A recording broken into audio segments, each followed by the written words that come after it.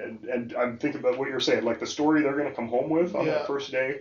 My goal would be, I can't wait to see what comes next in this class, because if this was day 1, what's day 10, day 15, day 180 going to look like, right? Welcome to Hallway Conversations. We're a trio of educators who have plenty of questions about teaching and learning and school culture, and we believe in the value of collaboration and reflection as we seek to keep growing as teachers. So this podcast is our place for thinking out loud together about issues in education and why they might matter to Christian educators. Welcome to the conversation. Hello everyone, welcome to Hallway Conversations. My name's Matt Beamers. I'm Dave Mulder. I'm Abby DeGrow. As always, we want to thank you for allowing the three of us to be here with you today. And we want to thank you for joining us in the hallway. Each week, one of us brings a question or topic, and we try to think creatively around it in the context of teaching Christianly. We are good friends who love each other and love engaging each other in conversation about our practice. And our deep hope is that you are enriched and encouraged in your own work, and maybe even in your everyday walking around life. While we have a long list of topics we want to talk about, we also want to know what hallway conversations you'd like to hear. So if you have ideas or questions or feedback about this podcast, or simply want to share what hallway conversations you're having, please email us at hallwayconvospod@gmail.com. That's hallwayconvospod@gmail.com. Friends, the hard reality is that for most of us, summer is quickly coming to a close. Boom, boom, boom.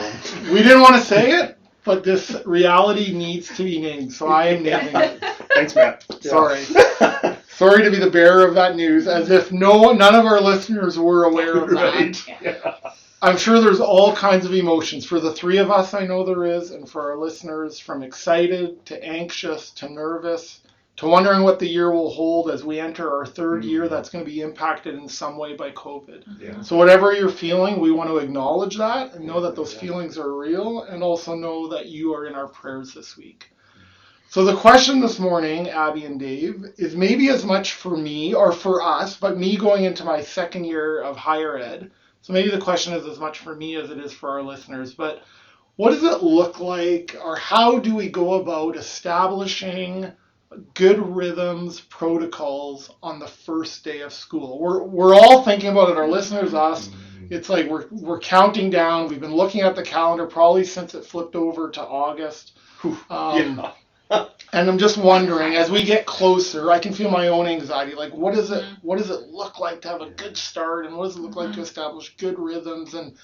And so I'm bringing that question to you for our listeners, but even for me. So Abby, what does it look like for you, to put you on the spot here? Yeah, no, that's a great question, and obviously one we're thinking about. I'm to the point in my prep where I have my syllabi done, and Canvas is getting there, so now I'm working on, okay, what does my PowerPoint look like, right, for day one? And so it's a good question. One thing that I have done the last couple of years that I really like is, so in higher ed is a little different than K-12 in that we have a syllabus that basically kind of outlines the semester. Exactly. Right? And so that might be a little different for those of you in a different setting. But one thing that I have found that I think translates, that's universal, is giving the students a little bit of ownership in what's happening in here for the year. And so I like to do that already on day one. I want them to feel like they are part of the decision-making process, that they're part of the learning, that it's theirs, they own it. And so one way that I've done that is, instead of sitting through, okay, turn to page 1 on the syllabus, this is what we're doing, and kind of like talking them through it, I'll make a game out of it. And I'll have them ask the questions about the course. So we do like a syllabus scavenger hunt, I call it. And so I ask them certain questions. And they have they get in groups and they talk about it together, and they ask each other questions, and they have to find certain things, and then after that they ask me things. So what do they want to know about the course based on the information in there? And we kind of go from there, and I ask them certain things that I want input on, what they prefer as far as just things that don't matter to me, right? I want to know what they prefer about some certain due dates, or about the way some things are structured in Canvas, or things like that. So that's one thing that it's a little thing, but I want them to feel from day one that they are part of my decision making, and they are, because I believe that it's their learning and they own it. So maybe a K-12 analog for that. I know there are teachers who do like a classroom scavenger hunt, right? Right. And so you might have little signs around the room at certain points, so that just give your expectations for whatever the thing is, like when you go sharpen your pencils, or where you go plug in your laptop, or even it's almost like a constructivist discovery, right? Instead of I'm going to tell you how to do this, I want you to walk around and discover, what do we have here? What do you think this might look like? What, give them some active learning opportunities on that first day. And so that kind of sets a tone then for, like, this is how we're going to be together, right? I want you to be asking questions. I want you to be exploring. I want you to wonder. Yeah, exactly. All of that. It made me think about my own. So 4 kids. I got 4 daughters. They're a bit older now, but I remember, and it's actually still true, even if they're in university. One's in high school, but the question that comes up in every house, most days, but especially on the first day of school, right? It's like, how was your day? How did it go, right? And, there's 3 answers. I don't want to talk about it. It went amazing. It went terrible, right? Like, and which is very simplistic, I understand. But for me, I sometimes think about it. I was thinking about this, even hearing this from a principal once when I was a high school English teacher, and when I was a principal, I shared this with our own staff to say, what story do you want your students to go home with on that first day? Yeah. How do you want them to answer that question? Right? Because the question's going to be asked. Yeah. And so to me, it's like, what story do we want them to tell? And so do we want them to tell a story of, hey, we spent an hour and a half going over the rules first thing in the morning. We had to show them we knew how to sharpen a pencil, or we had to all the rules. And I'm not suggesting in any way that there's not a time and a place for that. Like, sure.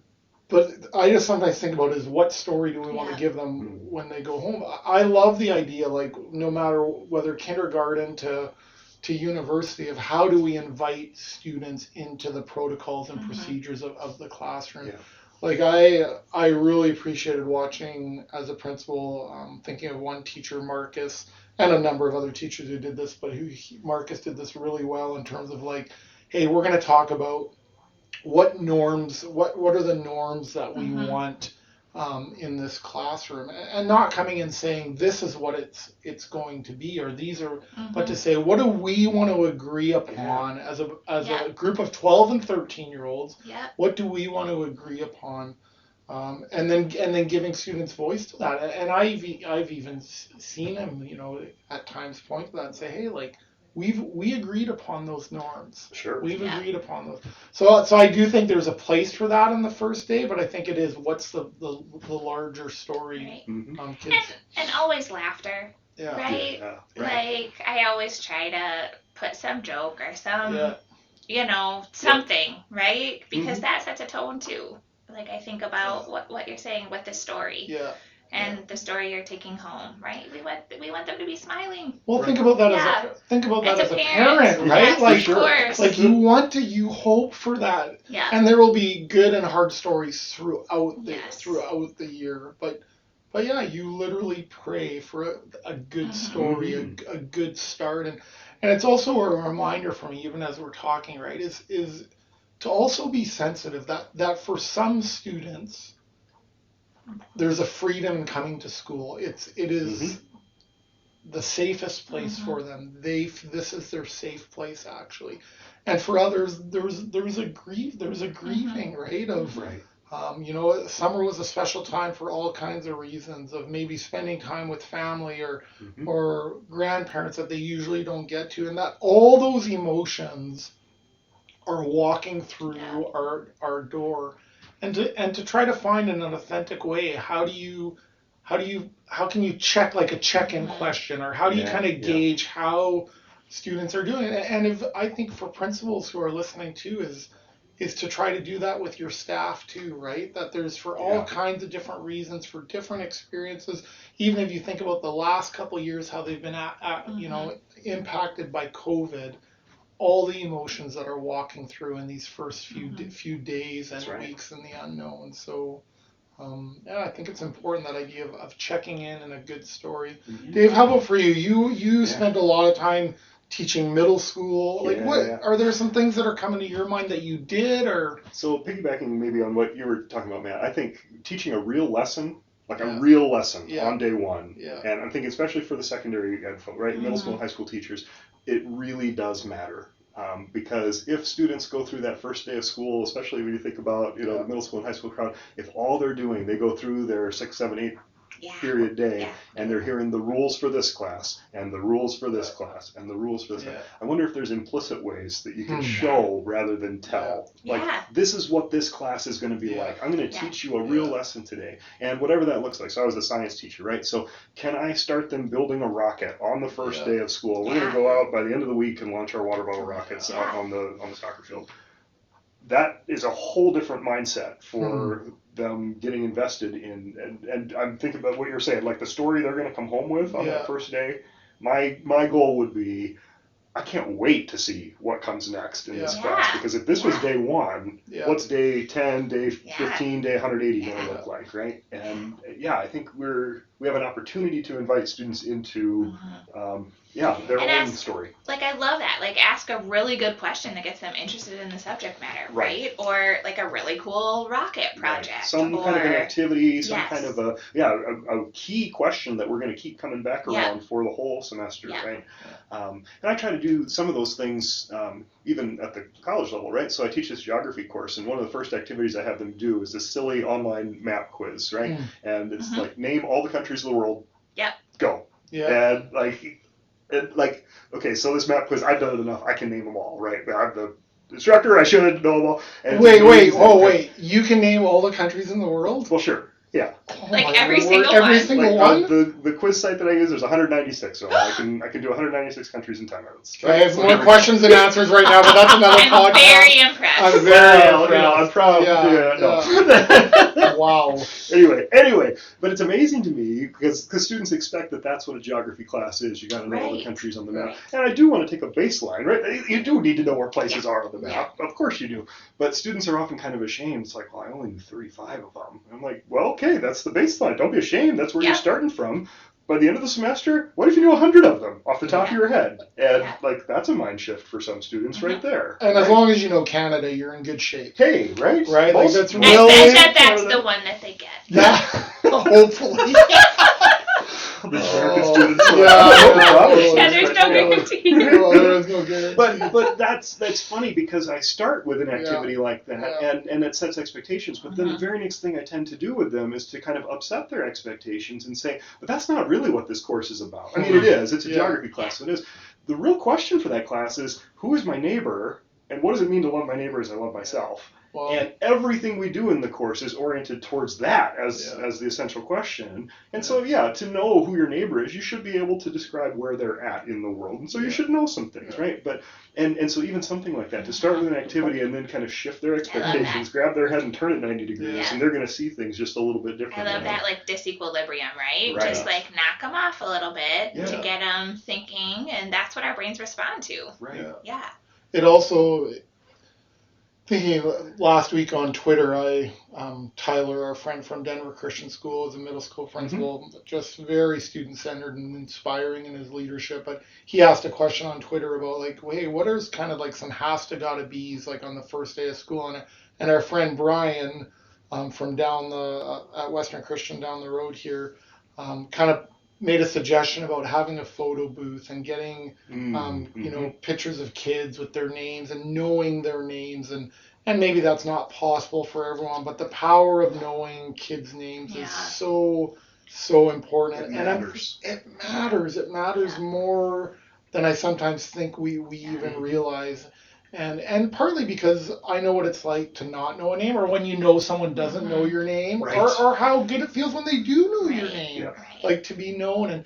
And thinking especially as we're having this conversation of whether it's knowing names or giving a story, or not just, hey, spending half a day in 8 classes going over the rules. I'm thinking especially what that must look like if you are a new student in a new community, like when really all you're thinking about is, do I even know how to find my way to the bathroom? Mm-hmm. How do I get to my next class? Like, I don't know, where do I sit in a class? So even strategically, like, how do you, like having a name on desk for, like, it may not seem like a big, but for some student it might be the most freeing thing is, I don't have to walk into a class and everybody's got their friends and I know I have to sit here and clear is kind even sometimes on the first day around a seating plan if you have a new student. So that's one of my encouragements as we're having this conversation is around names, but also be aware of who is new